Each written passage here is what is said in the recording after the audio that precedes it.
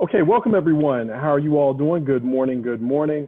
I am Charles Ellison, and welcome to Voting in Pandemic, the Fight Against Voter Suppression. This is another CSG East Council on Communities of Color Micro Summit. Welcome to the Micro Summit here that is brought to you by the Council of State Governments Eastern Regional Conference, Council on Communities of Color. For more information, go to CSG-ERC.org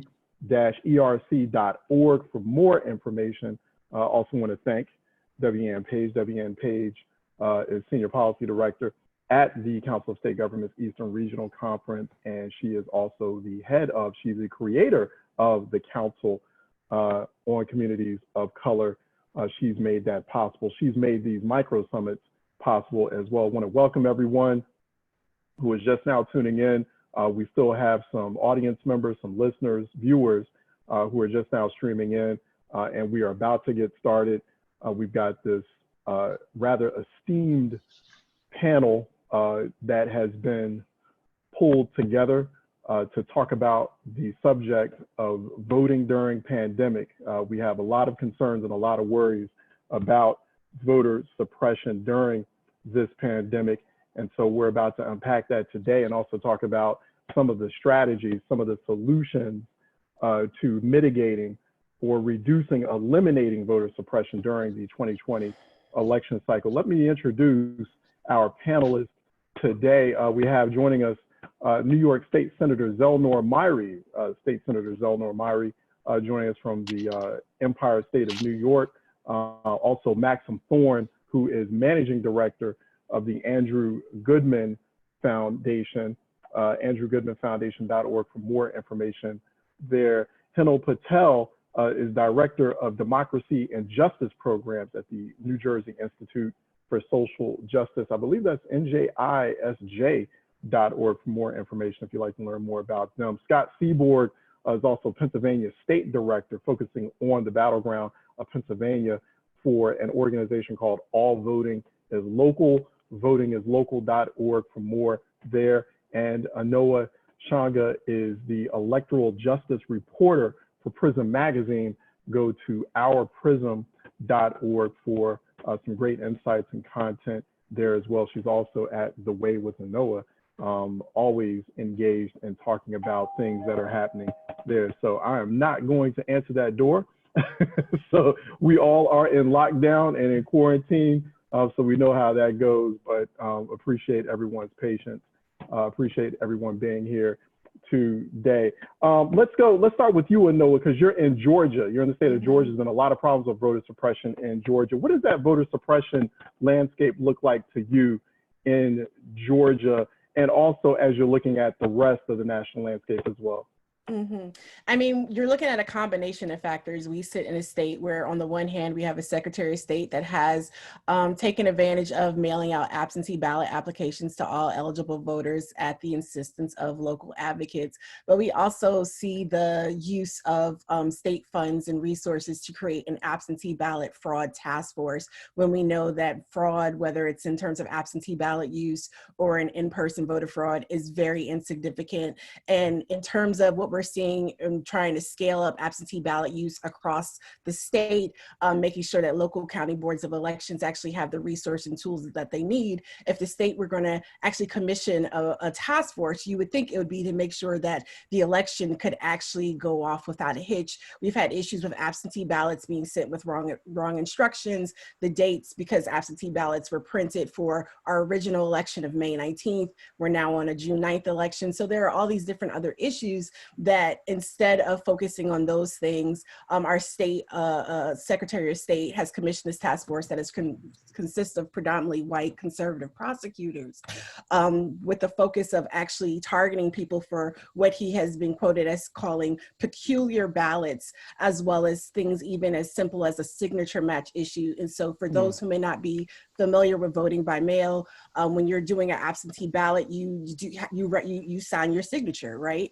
And because they use things like our signature in the DMV database, which is an electronic signature that can be messed up for any number of reasons, this is something that states should allow voters the opportunity to cure their ballot if there is a concern about this ballot validity of the signature. But instead, the Secretary of State has indicated this could be an indicator that his commission will use, his task force will use to determine if there has been fraudulent activity. And so this just adds on top of what we've already seen in terms of the massive purges. We already know that absentee ballots have high rates of rejection.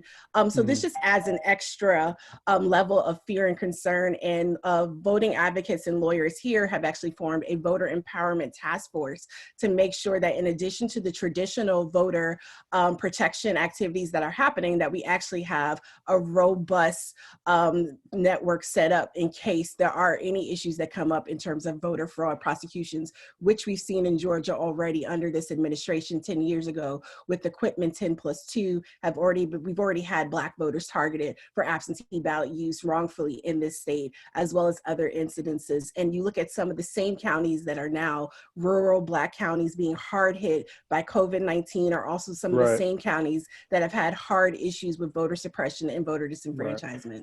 Max, I'm going to go to you. You know, what you're saying nationally through the foundation, as far as, you know, now we're adjusting to pandemic, you know, a lot of people having anxieties and concerns about what election day will look like. And then we're going to have to spread things out, you know, instead of figuring out or attempting to, you know, attempting to address those public health concerns on one day. We're going to have to talk about what voting looks like over a period of months. What's that landscape look like to you, Maxim? And what are some of the states that you're focused on right now? Thank you, Charles. You know, we have two viruses affecting the United States. We have COVID-19 and we have voter suppression that has been attacking our communities and accelerating since 2013 when the United States Supreme Court gutted the Voting Rights Act. And that intersection is dangerous, frightening, and confusing. I want to put this in context of why we have a national and local strategy at the Andrew Goodman Foundation. Just think about this. I went to law school with the current member of the White House cabinet, head of HHS, Alex Azar. I'm quoting the Health and Human Services Secretary, who said, in response to talking about the health problem in this country by COVID-19 and racial disparities, meaning that African-American people, Black and brown people are dying disproportionately more and getting infected disproportionately more than the white comparable group. Listen to the quote. Unfortunately, the American population is very diverse. Those words in that sentence would never leave my lips. I don't believe anyone else on this panel. Unfortunately, the American population is very diverse. If that is the approach that we are going to be facing in this country, dealing with COVID-19 and our democracy, how are we going to safeguard either of them? It is not unfortunate that we are a diverse society. What is unfortunate is that we are facing deliberate efforts by bad actors to suppress the vote and deliberate actions that are accelerating under cover of COVID-19 to suppress the vote.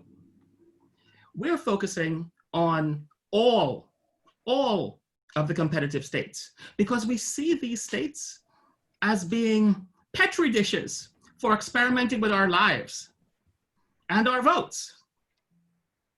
But this has not been recent, right? In 2018, Florida tried to ban early polling sites from all college campuses, deliberately targeting young people, students, so that they couldn't vote, and we sued them.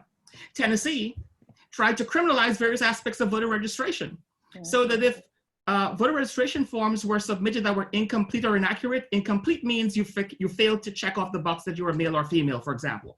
And inaccurate means I wrote Jim instead of James. You were subject to $10,000 penalties per county and potentially 1 year in jail as a criminal misdemeanor. We sued and we won there too.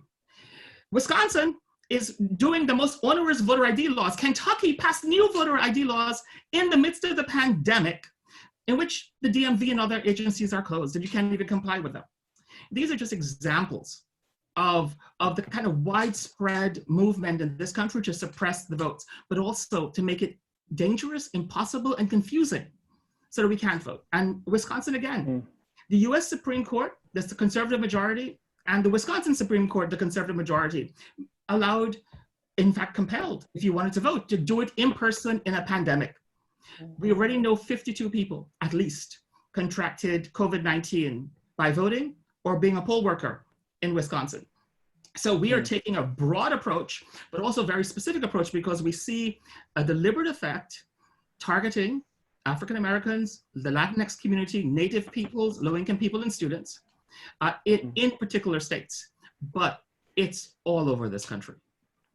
And let me ask, Henel, one of those other demographic groups that we don't talk about or reflect on enough, especially when we're in the throes of election cycles, is the formerly incarcerated, right? And so I want to talk about what the status of, I know you're in New Jersey, you focus a lot on New Jersey and how New Jersey is opening up the electoral or voting franchise to the formerly incarcerated.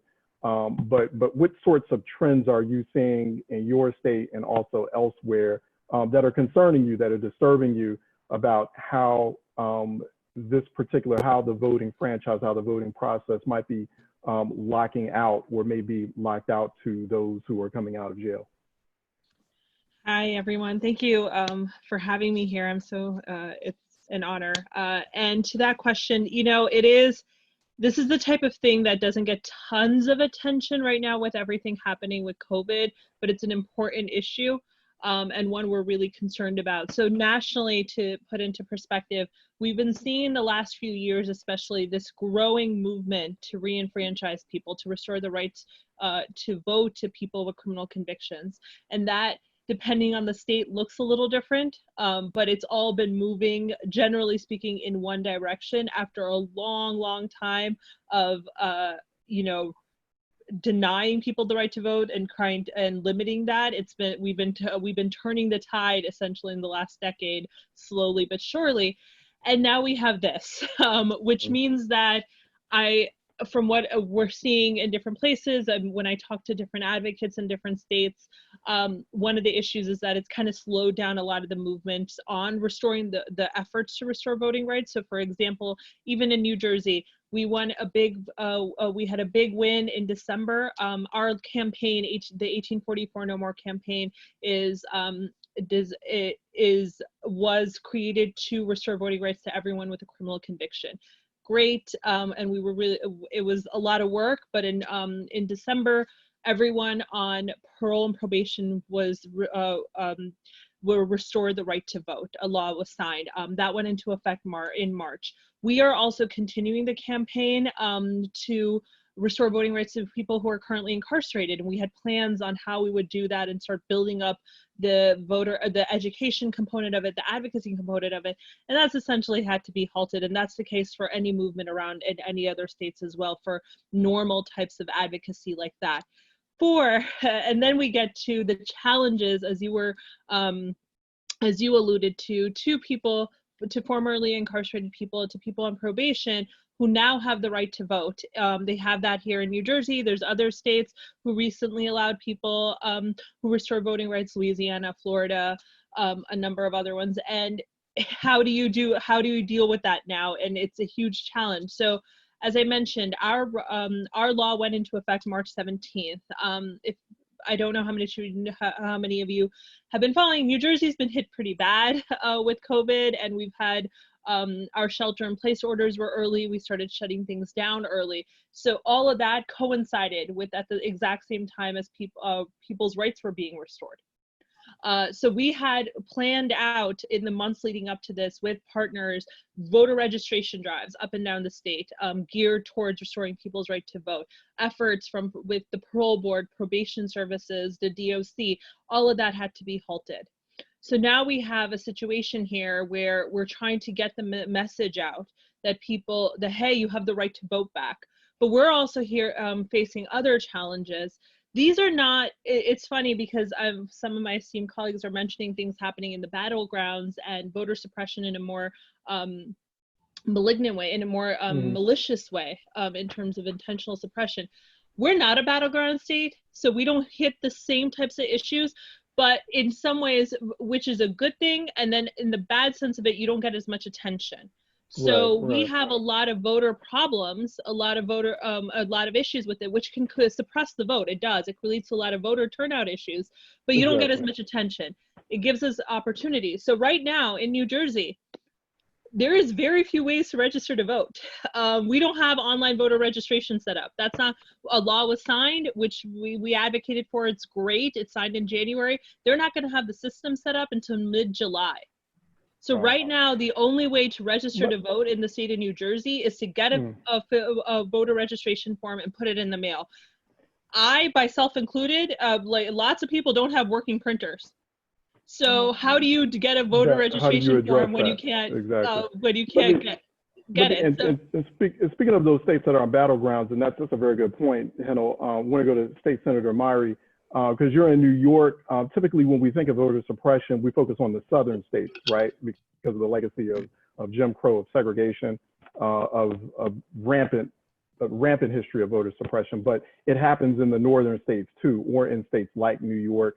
Talk about what you're seeing in a state like New York, because you've got the primary coming up on June 23rd, if I'm not mistaken. So talk about threats that you're concerned about as far as voter suppression in a state like New York, Senator Myriad, and what you're doing about it. Thank you, Charles. And let me also thank CSG ERC for having me, and great to be on such an excellent panel. I want to appreciate Brother Maxim's beard. I know during the COVID crisis, we all been trying to grow some struggle beards, but Maxim, I think, is putting us to shame. You're exactly right, Charles. We think about the South a lot, and rightfully so, because of the history. But we here in New York, we just got early voting last year. 37 other states and jurisdictions had this.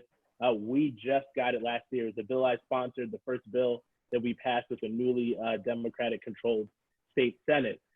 We still have a lot of things that we have to work on to enfranchise the folks here in the state of New York. I appreciate Henel's conversation around the incarcerated and the formerly incarcerated.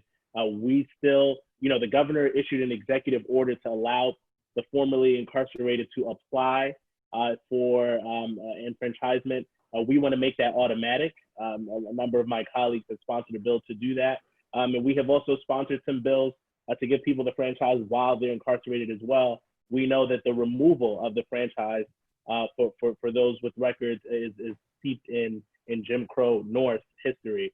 If I could shift the focus to the June 23rd primary, we are going to be voting mostly by absentee ballot for the first time in this state's history. We are not a vote by mail state. And even if you have to do absentee ballots, we have what we call excuse ballots, right? You have to give a reason for why you need that. During this pandemic, Governor Cuomo has waived that excuse requirement. And so anyone can get an absentee ballot. And so we're going to see a lot of that. The problem is those ballot applications are sent to registered voters.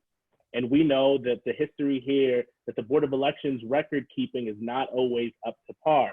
And we saw in 2016, not in 1960, 1970, in 2016, 200,000 voters in Brooklyn were disenfranchised because they were purged from the voter rolls. And so when we talk about voter suppression, this isn't a relic of the past. This isn't something that is relegated to the South, but something that we're still very much feeling here up north right now. And so I, as the chair of the Elections Committee, has really made it my goal to be on top of our boards of elections, to work closely with them so that those registrations are up to date and that people are getting the proper absentee ballot application. I'm going to ask you all about that a little bit later on, your own individual experiences or relationships with elections administrators in different states, and also whether or not we can trust them in multiple states, because we were having trust issues with elections administrators before pandemic. Now we have this crisis, this disaster that we're faced with now. Scott, We're looking at the battleground of Pennsylvania, one of those key states, will be very key in the presidential election. And vote by mail is a really big issue. In fact, I was moderating a teletown hall last week that All Voting is Local was sponsoring, and we were focused on Pennsylvania. And there were lots of people, lots of Pennsylvanians who are very afraid of vote by mail. So it took years for the 5 states that do have universal vote by mail to implement it. Mm-hmm. How do we expect to, 1, implement vote by mail in just a matter of months, and then 2, how do we get people to trust it? Yeah, it's a great question, and thank you so much for having me on the panel. Really an honor to be here. So yeah, Pennsylvania sort of took a really great step last year with the passage of Act 77, which essentially did a few things to the election code, but the biggest change was that you no longer need to cite a reason to be able to vote absentee. And additionally, you can sort of mark down that you would like to vote absentee in all future elections, which we think is a good idea. And, you know, the vote by mail tool is great for this pandemic, right? Ostensibly, we're sort of communicating with the state from the shelter and safety of our own homes, getting the ballot to our houses, being able to fill it out, and then popping it back in the mail. And I think that it's really easy for folks to sort of consider like, hey, you know, that sounds great. Let's just do everything vote by mail. That would be fantastic. And what we know is that that is not fantastic. In fact, that makes people really uncomfortable with the vote by mail tool in such a way that it sort of is, I think, seen as creeping in on the most foundational institutions of our democracy, which is sort of one person, one vote, being able to go and cast your ballot at the polling place, right? And so in order to make sure that we're avoiding voter suppression issues with vote by mail, a couple of things I think need to happen in Pennsylvania. One, we need really strong regulations around how to cure ballots.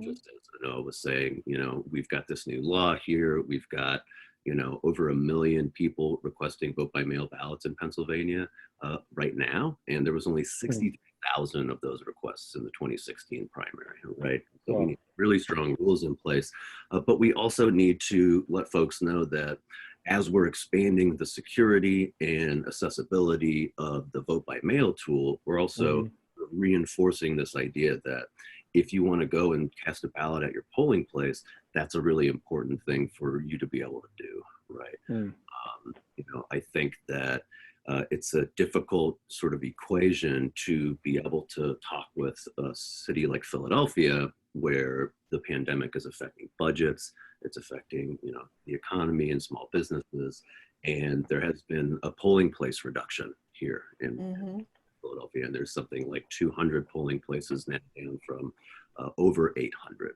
And we know that, you know, talking about the security of vote by mail is fantastic, but we also need to make sure that these in-person polling places are situated with a heavy eye towards equity and inclusion. And, you know, in Philadelphia, that means in Black and brown neighborhoods, so that those polling places are accessible to folks. Because I really think that, you know, as we have the sort of skeleton of white supremacy built into our economic systems, the pandemic is making all of those things worse. And as we look at how that relates to democracy and elections, those impacts are felt by Black and brown communities to a far greater extent than white. Let me then we're going to cut you off there, Scott, just for a real quick moment. If you're just now jumping in, which many of you have, those out in the audience, you're joining us for Voting in Pandemic, the Fight Against Voter Suppression. This is a CSG East, Council of State Governments East, Council of Communities of Color Micro Summit. I'm the moderator, Charles Ellison, also host, executive producer of Reality Check, a daily public affairs show on WURD Radio. Go to wordradio.com. This happens to be my day off. We do not broadcast Reality Check on Fridays, but we do micro summits on Fridays. So welcome to the micro summit. There is an opportunity now to ask questions. We are opening up the audience questions segment or part of this micro summit. You can do that by chat. If you go to the right of your screen, the bottom right-hand corner, you will see the Zoom group chat. We have our co-moderator, WN Page. She's just actually typed in a request for questions. So if you're in the audience, you have questions for our panelists, provide those by chat in the Zoom group chat. You can start doing that now. I'll be looking at those questions and I'll field them or relay them to the panelists as we're continuing our conversation on voting and voter suppression during this public health disaster that we're all dealing with right now. Max, I want to go to you and talk about the primaries right now as they're unfolding. We've got primaries in about 9 states that are coming up, including where Scott was talking about in Pennsylvania, June 2nd, right? And I'm not sure, Noah, when is Georgia's primary again? June 9th. June 9th, exactly. So we've got a spate of really important primaries that are coming up. This feels like a dress rehearsal to me for the general election because we've already got kind of all the nominee business sort of sorted out on the other side of things, or on the left side of things, if you will. How do you feel those have been going? What are some lessons, Max, I'll start with you. What are some lessons that we could glean from primaries? You had mentioned Wisconsin. Are there any best practices for striking that balance between public health and voter participation that could be helpful for the general election? I'm so glad you asked me that, Charles, because the Andrew Goodman Foundation operates in 26 states and Washington, D.C. We have 75 campuses, 1.6 million students. We're going to get to 2.5 million by November. So we have our ears on the ground and boots on the ground throughout this country. So I can give you a parade of horribles with some best practices from all over the country. And normally my parade of horribles would be throughout the South. But let me tell you a parade of horribles from New York. So thanks, Senator, because we wouldn't, as we've heard, we don't normally think about voter suppression and primaries, but just think about what New York attempted to do. They attempted to cancel the Democratic presidential primary scheduled for June 23rd because of COVID-19. You know how horrible and what an act of voter suppression that would have been? So Andrew Yang and others, voters in New York, sued in federal court. And Judge Torres, a federal district judge, delivered those petitioners a victory, saying that it violated the Constitution and would be infringing on people's voting rights if you canceled the primary. Shockingly. And by the way, we're nonpartisan. So when Democrats commit voter suppression, or when Republicans or anyone else, it's wrong. Shockingly, the Attorney General of New York appealed the federal district court's decision to the Second Circuit. So if you understand the American judicial system, the Supreme Court, in terms of ranking, right? Supreme Court, DC Circuit, Second Circuit, Ninth Circuit. Second Circuit is New York and Connecticut and so forth, right? The Second Circuit, thankfully, also sided with voters and saying, you cannot cancel unilaterally the Democratic primary in New York scheduled for June 23rd. Now imagine what a precedent it would have been across this country to start canceling elections using an excuse of COVID-19. And by the way, here's also what was ridiculous. The other elections were going forward on June 23rd in New York. That's voter suppression.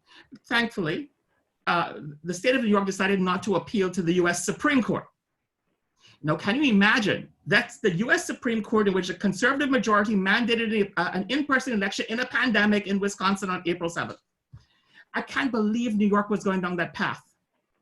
New York, right? We're not talking about Mississippi or Tennessee. We're talking about New York. So we have to be vigilant, really vigilant about anyone engaging in this around the primaries, because it sets the stage for what we're going to encounter. Yeah. New York, number 2. Just let me use New York. But think about this amplifying across the country. A young man, a student that we would consider to be a model of what we want students to do. He entered his freshman year. The first day of college, he registered to vote in the state in which he went to college. And every year that he was on college, he voted in the state in which he went to college. Then he came back to his home where he's always been resident, which is New York City. And guess what? He's 22. He decided, I'm going to run for office.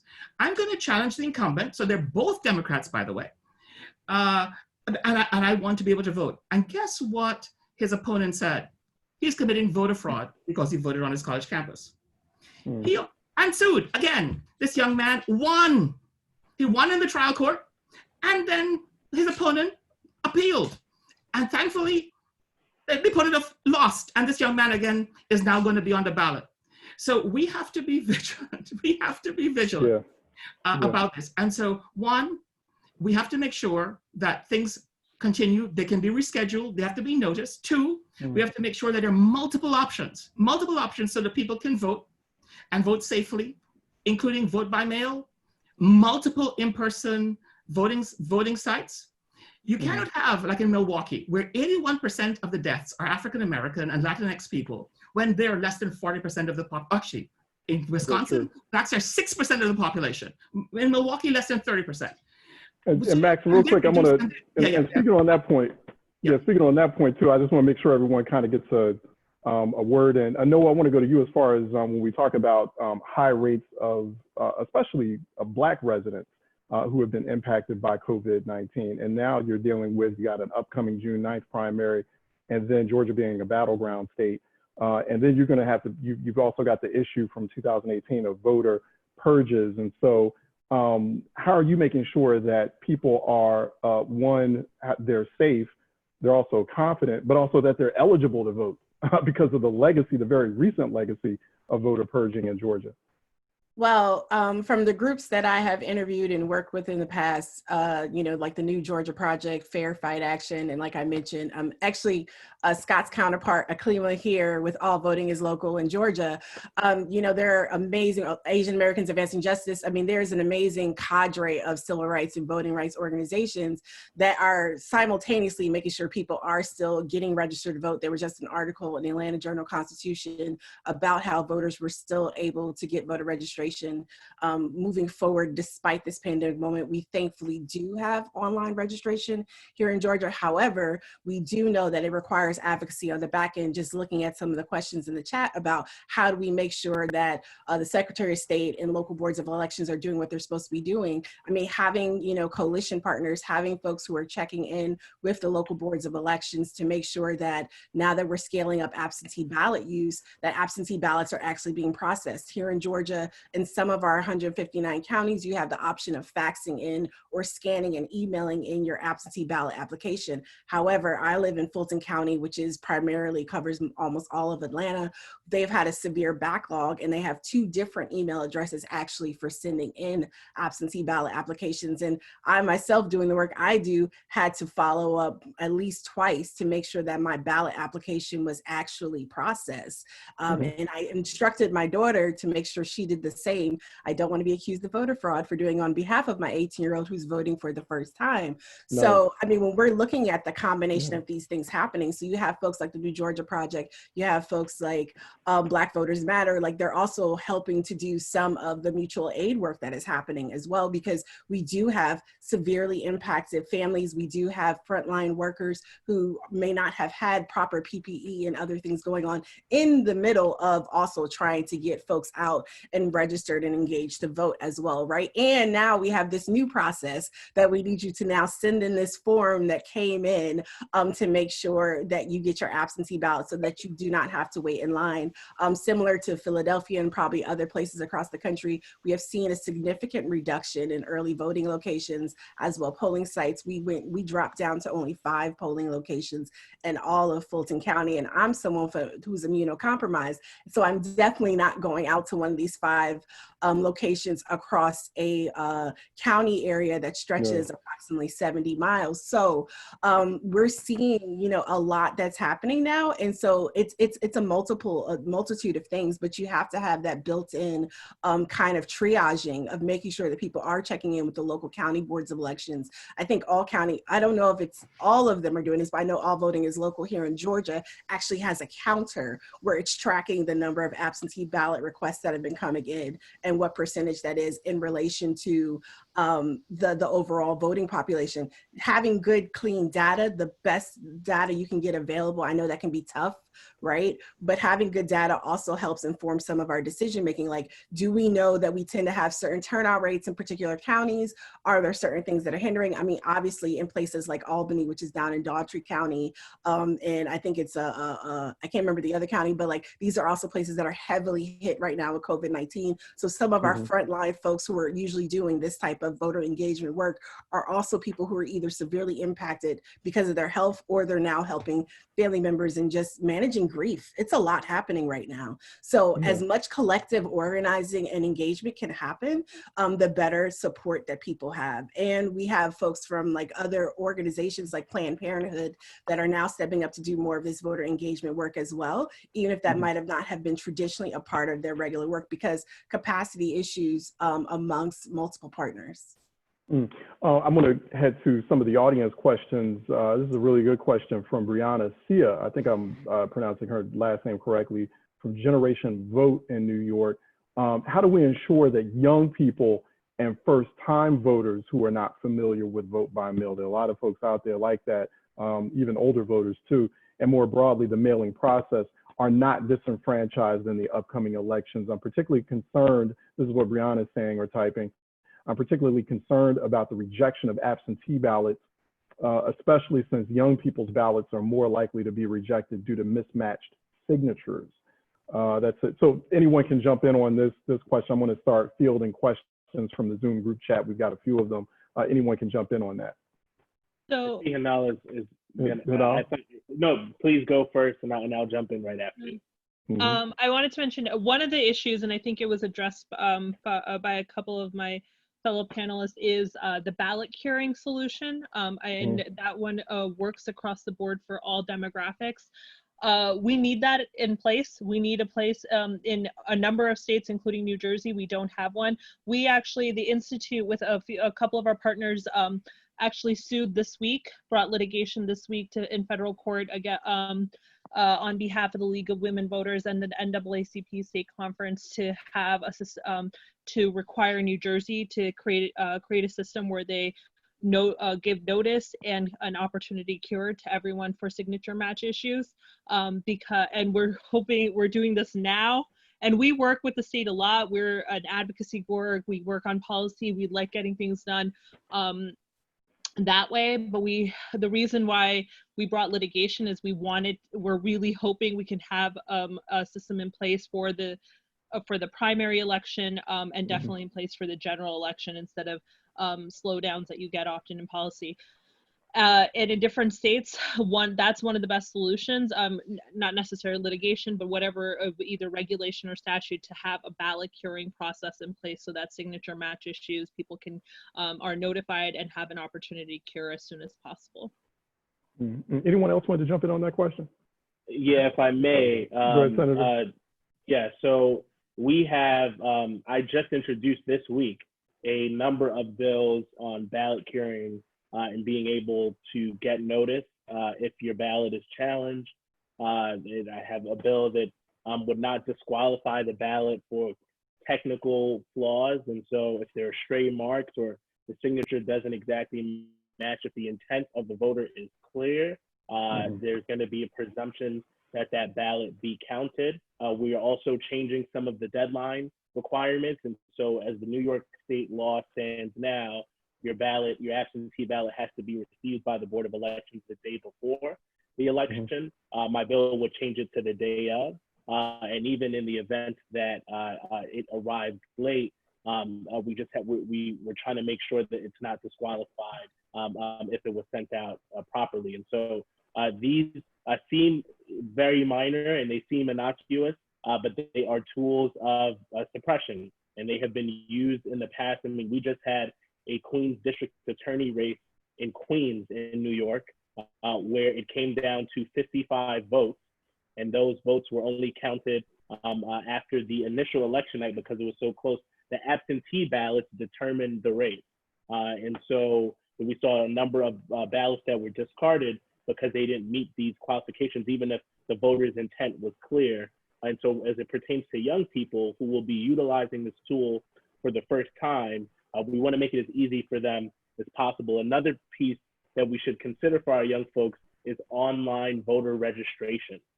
We do not have that here in New York. You still have to, it's still a paper-based registration system. I didn't realize that. And so we like to say that we have online voter registration, but it really isn't. And so New York City actually has the apparatus set up already, ready to go. They just can't do it without the state's approval. And so we're going to try to get that pushed. Yeah. A lot of our young folks, who haven't registered yet, could do it very easily online. Right. Just real quickly, Charles, just to add on, because the first part of her question asked about like, how do they make sure that young people, first-time voters who are not familiar, are not disenfranchised? I mean, part of that also is making sure that you have a clear like public engagement or public education, built into your organizing. So, when you're thinking about younger voters, you're not necessarily going to be on Facebook trying to reach them, right? You're going to be on Instagram, Snapchat. You might be on TikTok, but having like that really clear information so that they know step one, step two, boom, boom, boom, this is what you do. This is how you do it. Having young people do that organizing and reaching out also makes sure that younger voters are more aware of what is available. Not everybody, and younger voters actually can be an ambassador for reaching. Someone else had a question about in-language stuff. Younger voters who are more fluent in English can also be a ambassador at home for older family members who may not be as fluent in English if you're not able to get ballot access or your ballots translated into other languages as well. Yeah. I also have a question from Emily Praviti. I think I've seen her name before, and she's a reporter for the Pennsylvania Post and WITF. She had a question specifically for Scott Seaborg, but I'd like for some others, including you, Maxim, to chime in on this question.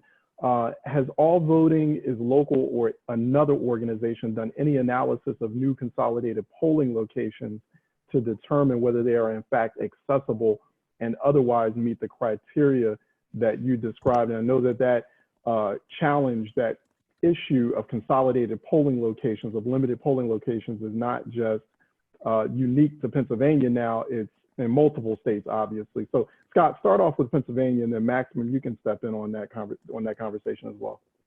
Yeah, really briefly, one thing that we know is that the city has been strategic about where they put the polling places in relation to, the rate of vote by mail requests in wards and zip codes.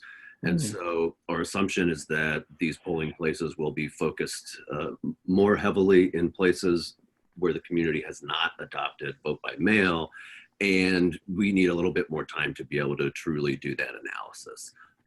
So I think you can expect All Voting is Local and everyone on this panel to be taking a very hard look at sort of the decisions that election officials have made with the resources that they have and how that impacts folks that, really are not interested in voting by mail and will absolutely be at the polls sort of come heck or high water. And so, there's a lot of data out there, and we need to be able to hold our public officials accountable on the back end of that once we know just what the impact will be in the community. Maxwell? Yes. Listen, we have to get real. Democracy is not cheap, and we're not going to deal with COVID-19 and the virus of voter suppression cheaply. So I listened to what Scott said, and I get it, right? However, we cannot be talking about reducing in-person sites, polling sites. Neither can we be talking about not having vote by mail. We need both. We cannot even think about replicating Wisconsin. Milwaukee normally has 180 polling sites, which is still not enough because they're always congested and people are in line for hours. They reduced it to 5.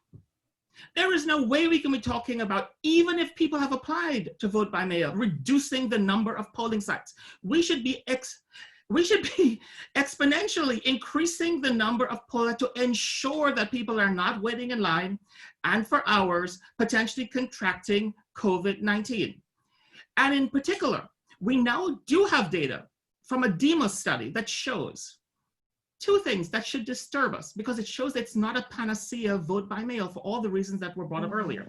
One is, even in Wisconsin, the turnout in person by African Americans and non-white people was disproportionately lower than the white counterparts. Mm-hmm. And you know what else? It was exponentially lower using vote by mail. And so even if they got it and was mailed out, that is not an indicator that they will use it. So we need to make sure that we are talking about all options, not reducing as a trade-off either of them, because we will be disproportionately impacted and we will either lose our lives or lose our vote.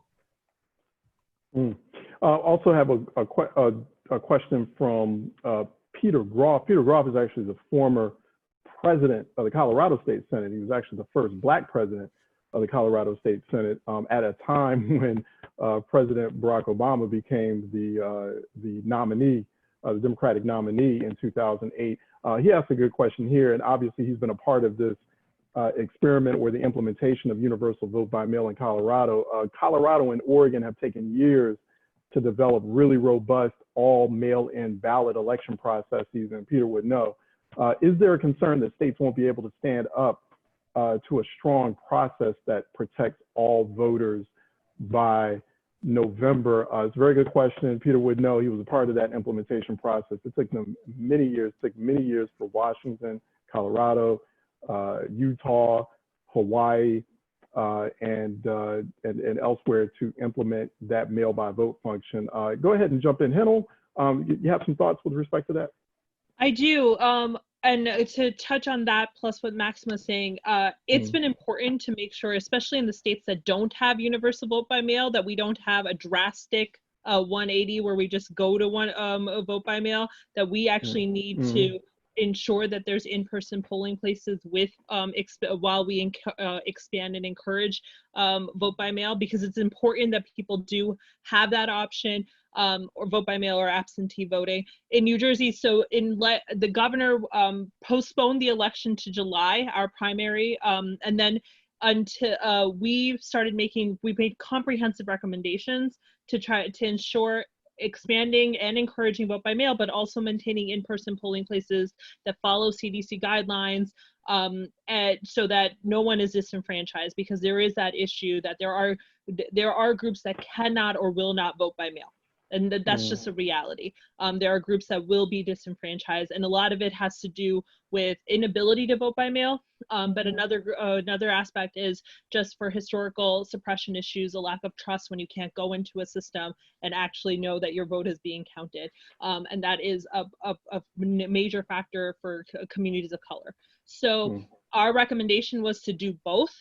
Fortunately, the governor, and it's interesting, we actually had a local election this month, about 10 days ago, May 12th, and that was exclusively vote by mail, and we started hearing this also in all sorts of places around the state with concerns about it. So for the July primary, the governor is maintaining in-person polling places, but while also sending ballots to all registered Democrats and Republicans and applications to unaffiliated voters here, which is big. To your question about how do we encourage that part of it, especially with concerns, expand and encourage. One is, if you're sending out, we should have more of a push to send ballots, not just applications where possible, because having that additional burden is a problem. Secondly, make sure that when those things are sent out, they include prepaid postage. Because if they don't, you are going to lose a number of people, economically insecure people. And then after that, we need more voter education to combat misinformation and confusion. And it's a huge issue. And organizations are doing it. We're working on it. We're working with a lot of partners on the ground, but we also need it from the state itself. And you need it from a high level place explaining what this is, especially when state by state things are different. Our primary got shifted to July about a month ago. A poll came out recently that said only 6% of our voters even knew that. And that's something that was announced regularly from the governor. So that's a genuine issue. So you can't do vote by mail, expand this, if people don't really know what that means and what we're doing here. Exactly. So you have to do that education component with it.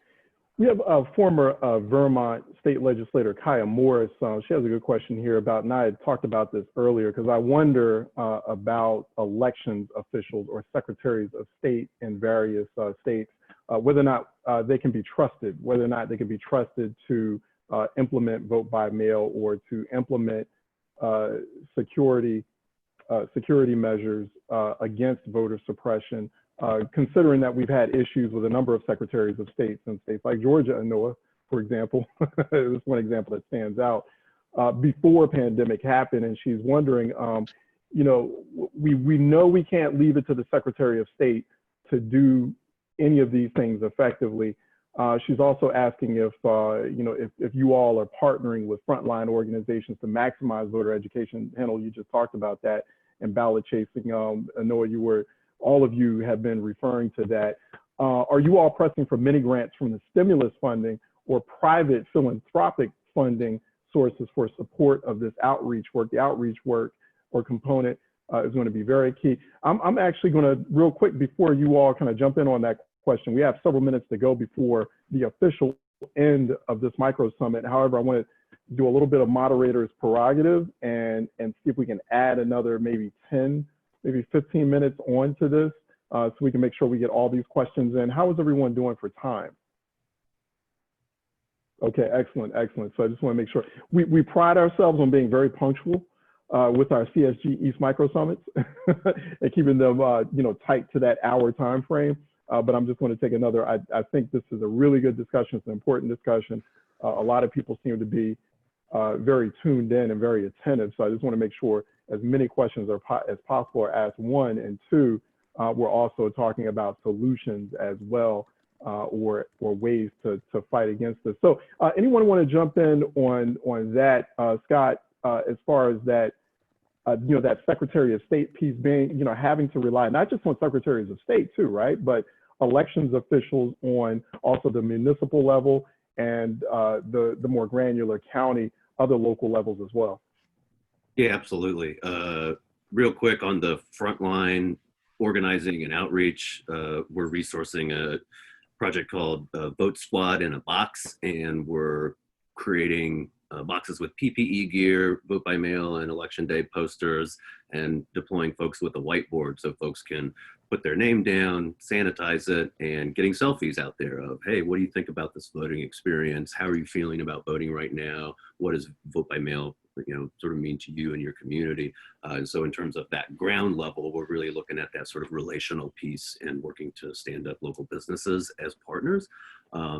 In the sense that election officials and secretaries of state sort of can have political contours through their policy making, I think that it's a really state-by-state situation. What I have learned is that approaching election administrators who don't have a history of active voter suppression by sort of having a conversation around sort of what do you need, what challenges are you facing, and how can you uplift those up is one way to sort of get in there and be able to affect some change.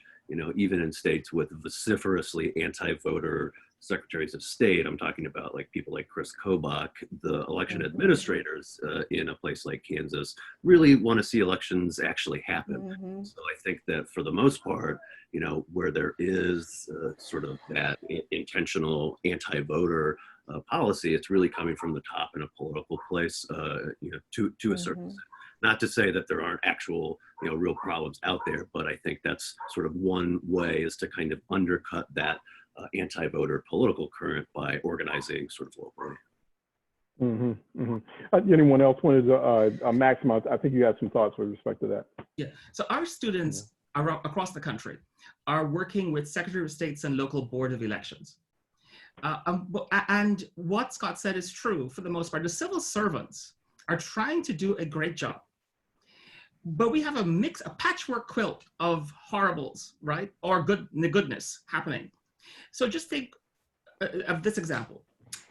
Nevada has a Republican Secretary of State, and she's mailed out ballots. Wisconsin has Michigan has a Democratic Secretary of State, and she's mailed out applications for ballots. Both are good signs of trying to get people to safeguard their health and vote in our elections safely. both came under attack from the White House. Both were accused of trying to foment voter fraud, right? It is, how do we have this kind of tribalism right now, where even when members of both parties who are trying to do the right thing, there's no basis to accuse either of these people of trying to create this scenario for voter fraud. But that's happening. That is happening. And so what we're asking students and everyone else to do is we need to express outrage. We need a movement, because this is deliberately going to impact students and young people. And students will make a big difference. I want to just tie in that last question and get a chance to respond to. Students could be the decision makers across this country in these elections. When you're thinking of margins like under 13,000 in Michigan, under 23,000 in Wisconsin, under 45,000 in Pennsylvania, those are one campus. You try to get those kids not to vote, you're trying to determine the election. And so Secretary of States need to do their jobs, but we need to support them. We need to make them do the right thing, especially when bad actors are trying to undermine what they're doing. And if we could be so blessed, like I was in Vermont last year. The 3 Secretary of States I met in Vermont over the last, say, couple decades, fabulous. That is not how every other Secretary of State is in this country. And neither has the climate. And that is a climate, one in which it's non-tribal. What's sacrosanct about our democracy, the right to vote, is being challenged from the very top. How do we push back against this voter fraud narrative? Because that was another question that came up from one of our audience members, Chris Winters. And it's a very good question because it keeps voter fraud statistically, and study after study shows that it rarely happens, right? I think in Oregon, out of 100 million ballots or vote by mail ballots since 2000, I think it is, or out of 100 million ballots since 2000, just a dozen instances of voter fraud. I think there was another analysis over a course of about a dozen years from 2000 to 2012, just 491 cases out of millions of ballots. I mean, you're probably talking close to 1 billion ballots cast, just 409, less than 500 instances of voter fraud that were found. So infinitesimal is the way to describe it when we talk about voter fraud, yet it keeps coming up as a conversation. People are forced to discuss it, to study it. How do we push back against that narrative?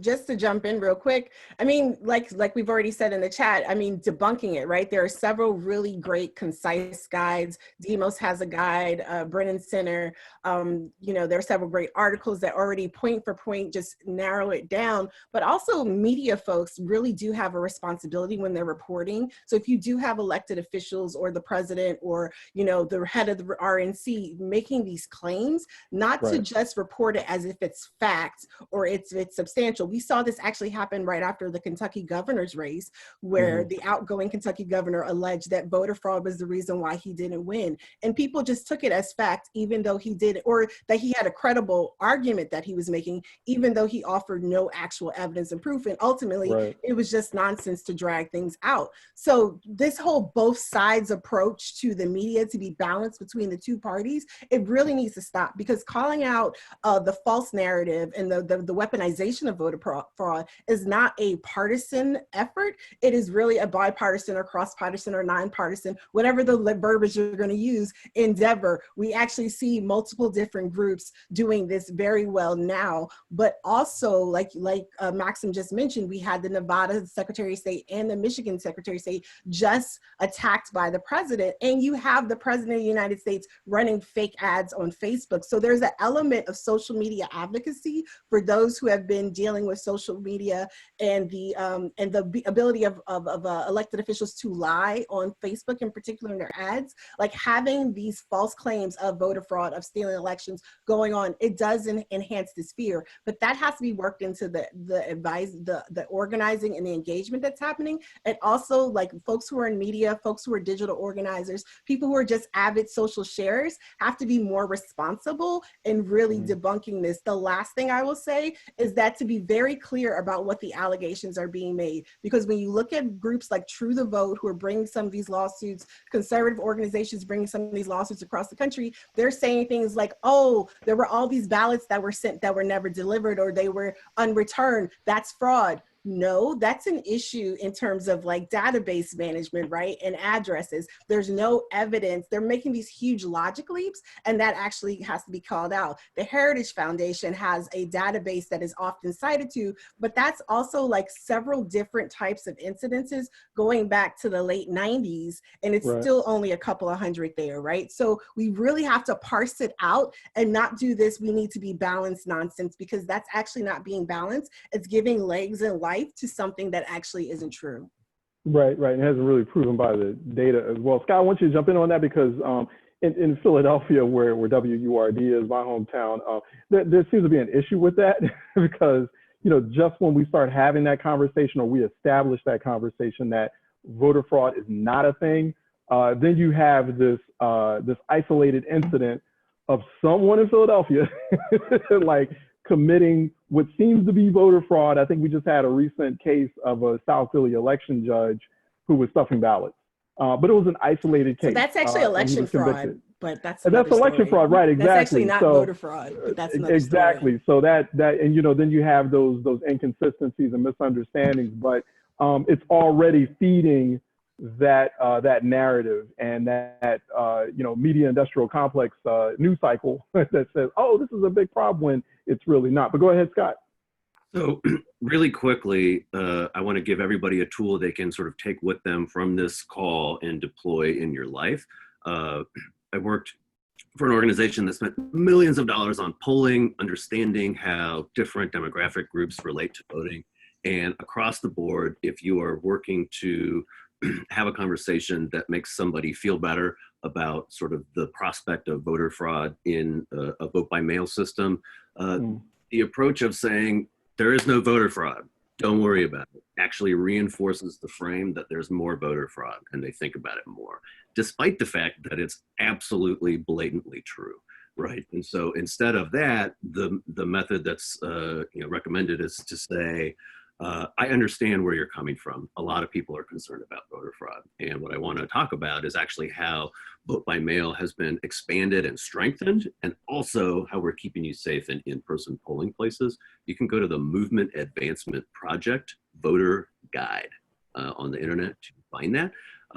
When we talk about this stuff, that's absolutely what it is, right? We need to be able to pivot to a conversation about how we're using these secure tools to make sure everybody is able to vote, right? And again, just sort of repeating that frame that anti-voters have expertly crafted and deployed in our community, unfortunately, makes folks more worried about that voter fraud. Yeah.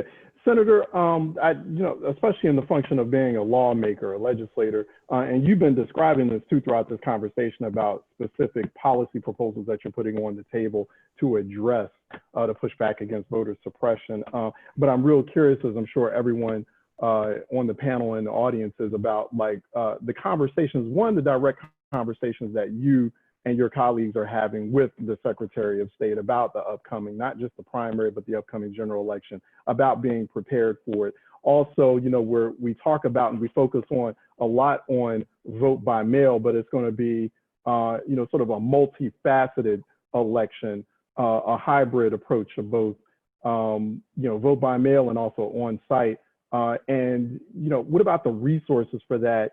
The collaborative planning between you, the state government, and also those frontline grassroots organizations. And I'm real curious to get your thoughts on the U.S. Postal Service, because we've been having that conversation too about, we want to do this big vote by mail effort, but is the U.S. Postal Service, are they equipped to handle that? And I know that that's a federal agency, but I'm real curious about the conversations that you all are having in the state government level to address that. Yeah, so, and it's an excellent question. We have a number of concerns that I think have already been discussed here about what's going to happen on June 23rd. One, as we mentioned, New York has not done mostly vote by mail in the past. We've always had absentee balloting, but not to the extent that we will have it in this coming election. So there's a concern that a board of elections that is operating at 20% of its capacity because of COVID-19 is now having to produce more absentee ballots than they've ever had to do in history. And so you're talking about 7 million pieces of mail that need to go out to folks across the state, and a U.S. Postal Service that, as you've mentioned, has already been decimated and is at the precipice, depending on what happens at the federal level, of elimination. And so those are really concerning. But I do think in my conversations with the election administrators here in New York, it's not so much the Secretary of State, it is our State Board of Elections that is a bipartisan, has 2 co-executive directors, a Democrat and a Republican. In my conversations with them, it seems as though they are up to the task.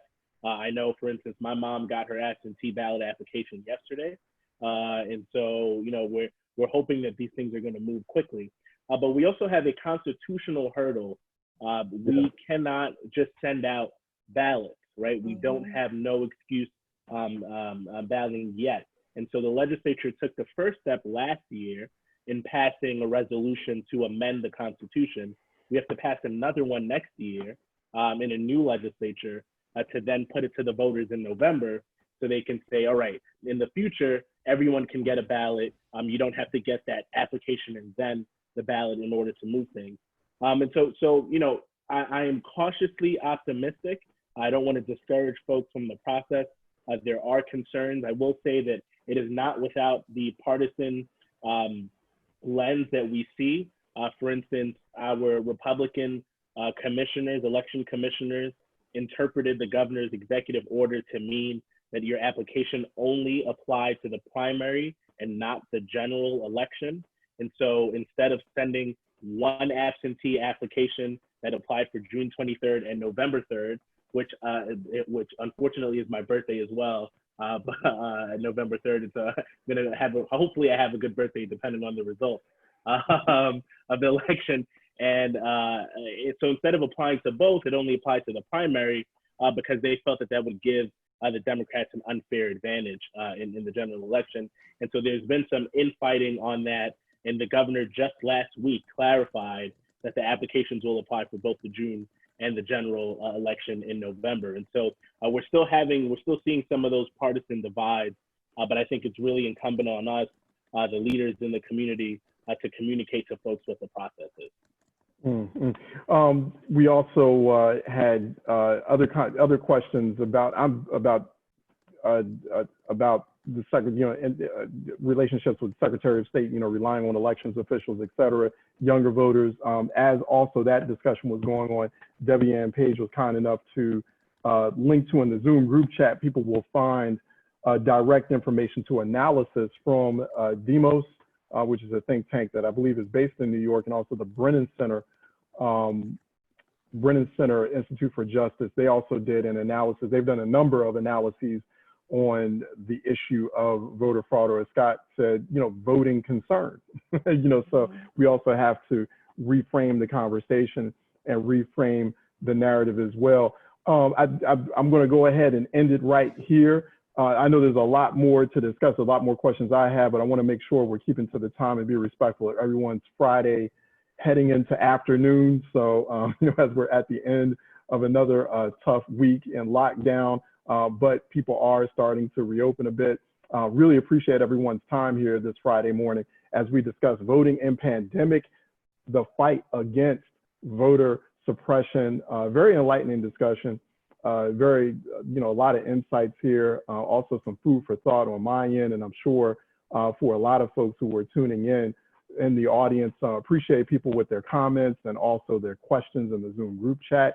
Once again, we've been talking with Noah Shanga, electoral justice reporter for Prism Magazine, with ourprism.org for more there. Also to my right on the screen, Scott Seaborg, Pennsylvania Director of All Voting is Local. Go to votingislocal.org for more there. Hinal Patel, who is the Director of Democracy and Justice Programs, as well at the New Jersey Institute for Social Justice New Jersey Institute. I want to make sure the New Jersey Institute for Social Justice, njisj.org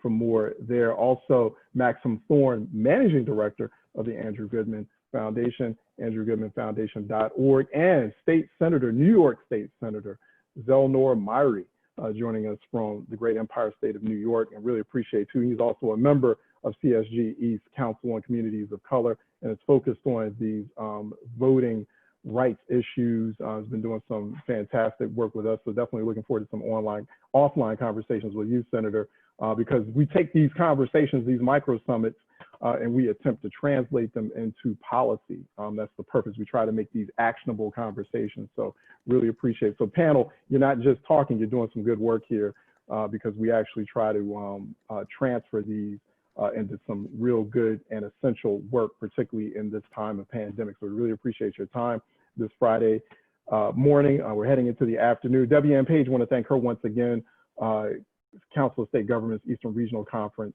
Senior Policy Director, who also created the Council on Communities of Color and has made these micro summits possible as well. She's been co-hosting, co-moderating on the back end, making sure this is all possible. I want to thank everyone else who's joined in, who's tuned in as well, including former Senator Groff, thank you, and former Representative Kyle Morris also joined in. I think there were a few other folks too. I want to thank the Pennsylvania Post reporter for tuning in. We got some reporters who were actually tuning in and saying what they can glean from these conversations. We appreciate that. We welcome that. We encourage that. It's a lot of useful intelligence here. I'm Charles Ellison, by the way. You can reach me on Twitter at Ellison Report on Twitter.com. Also go to thebenote.com. You'll be able to catch this conversation at thebenote.com and many others. That is the companion magazine to these micro summits. So check out more there and tune in to WURD Radio's daily public affairs program, Reality Check. That's at WURDradio.com, wordradio.com. That is in Philadelphia, 96.1 FM, 900 AM, Word TV as well. So I go back to work on Word on Monday at 10 a.m. to 1 p.m. Eastern. So I'm gonna do a little shameless plug, see if you can tune in. You'll actually catch some of these panelists on that show as well. Everyone have a fantastic Friday afternoon and a very safe Memorial Day weekend as well. We will talk to you again. Thanks again. Thanks so much.